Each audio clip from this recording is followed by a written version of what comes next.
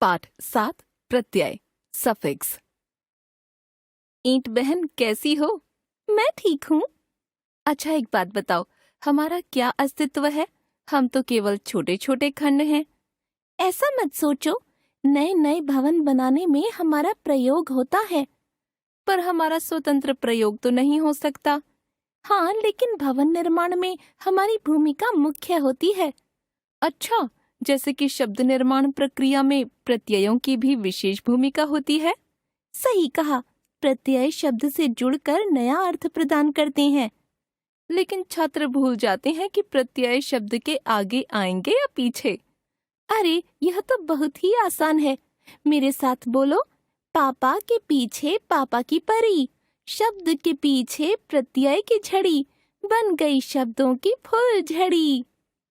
उपसर्गों की ही तरह प्रत्यय भी भाषा के छोटे छोटे खंड या शब्दों के अंश हैं, जो शब्दों के अंत में लगकर नए नए शब्दों की रचना करते हैं।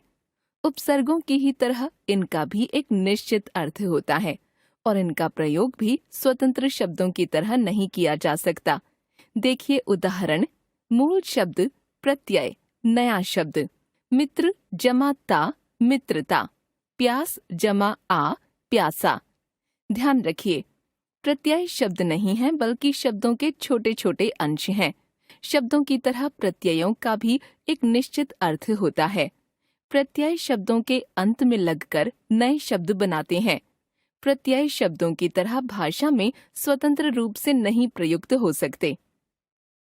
प्रत्यय के भेद।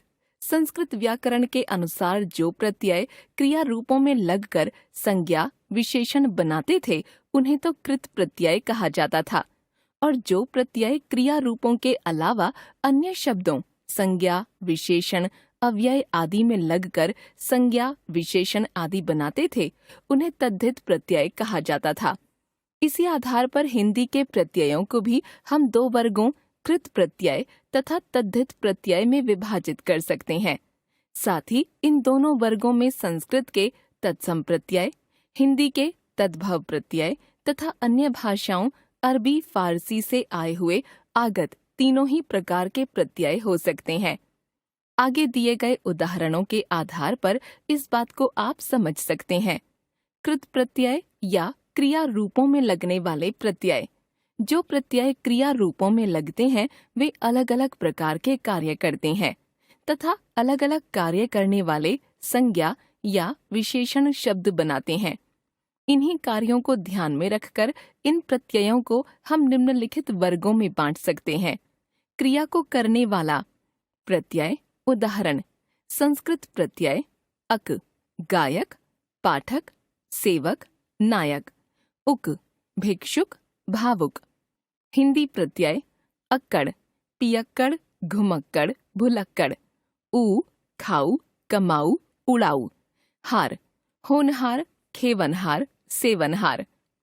आगत प्रत्यय दार, देनदार, लेनदार। आलू, झगड़ालू, इयल, अड़ियल, सड़ियल। क्रिया का कर्म। हिंदी प्रत्यय ना, गाना, खाना। ने, चटनी, सूंघने, फूंकने। वने, पैरावनी, दिखावने।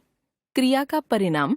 ये प्रत्यय भाववाचक संज्ञा बनाने का कार्य करते हैं, जैसे हिंदी प्रत्यय आई, पढ़ाई, लिखाई। आन, पहचान, उड़ान, मिलान, उठान। आवट, सजावट, लिखावट। ई, हंसी, बोली। ना, चलना, लिखना, पढ़ना। क्रिया करने का साधन। संस्कृत प्रत्यय अन, चिंतन, मरण, भवन, करण। हिंदी प्रत्यय ने, चलनी, कथने। ई, फांसी, धुलाई, सफाई। ना, ढकना, बेलना, पिटना। क्रिया करने के योग्य होना। संस्कृत प्रत्यय अनीय, करणीय, पठनीय, कथनीय। य, देय, गेय। तद्धित प्रत्यय या अन्य शब्दों में लगने वाले प्रत्यय। जैसा कि बताया गया था, ये प्रत्यय क्रिया शब्दों के अलावा संज्ञा विशेषण अव्यय आदि शब्दों के अंत में लगकर प्रायः संज्ञा या विशेषण शब्दों की रचना करते हैं। देखिए निम्नलिखित उदाहरण। संज्ञा से संज्ञा। प्रत्यय उदाहरण इया खटिया बिटिया डिबिया। आर सुनार लुहार। पन बचपन लड़कपन। हारा लकड़हारा पालनहारा। दार जमींदार दुकानदार किराएदार। ई चोरी खेती पहाड़ी रस्सी। पा बुढ़ापा मोटापा।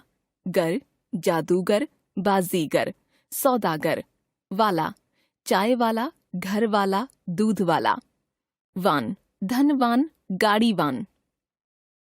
विशेषण से संज्ञा प्रत्यय उदाहरण ता सुंदरता लघुता दीनता योग्यता।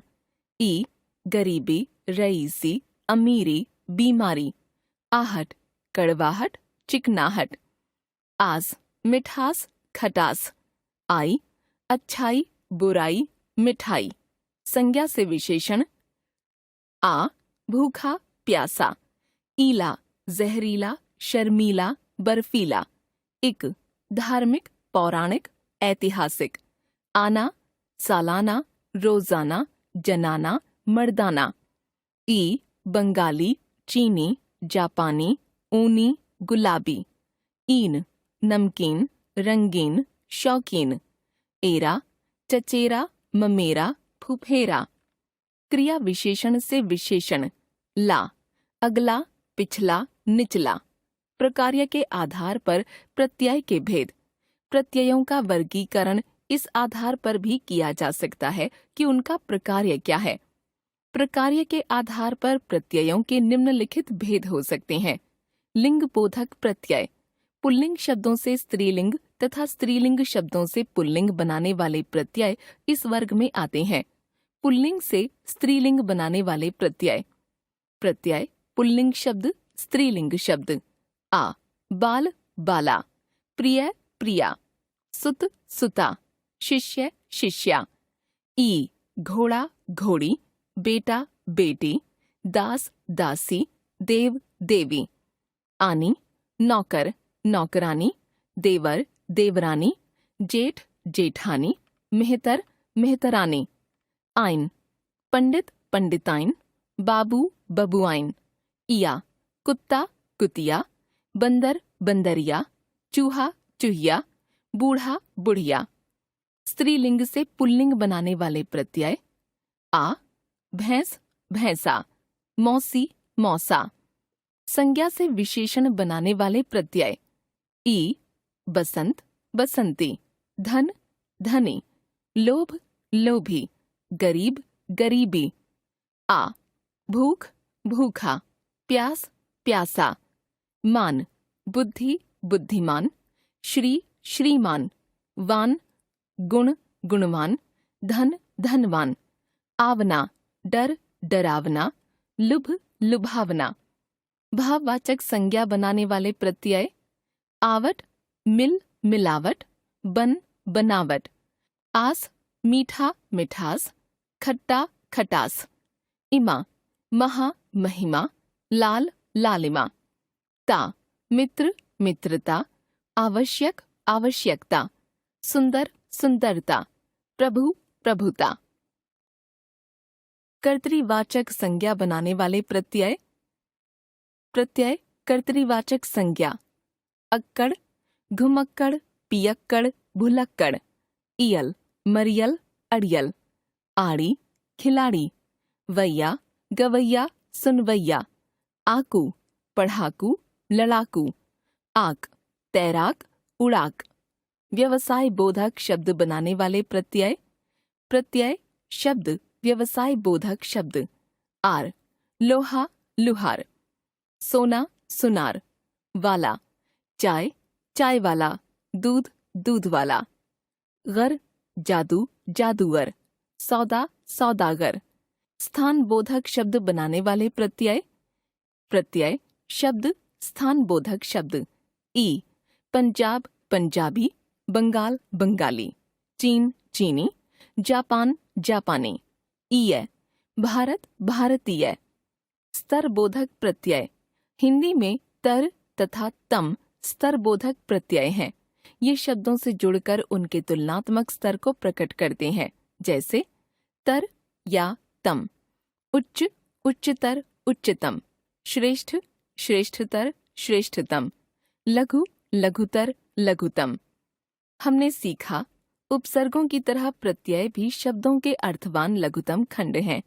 उपसर्गों की तरह इनका प्रयोग भी स्वतंत्र रूप से नहीं हो सकता। ये शब्दों के अंत में जुड़कर नए शब्दों की रचना करते हैं।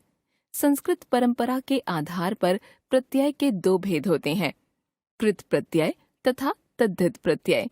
प्रकार्य के आधार पर प्रत्यय के भेद हैं लिंग परिवर्तक, विशेषण एवं भाववाचक संज्ञा बनाने वाले प्रत्यय, व्यवसाय बोधक, स्थान बोधक, स्तर बोधक प्रत्यय आदि।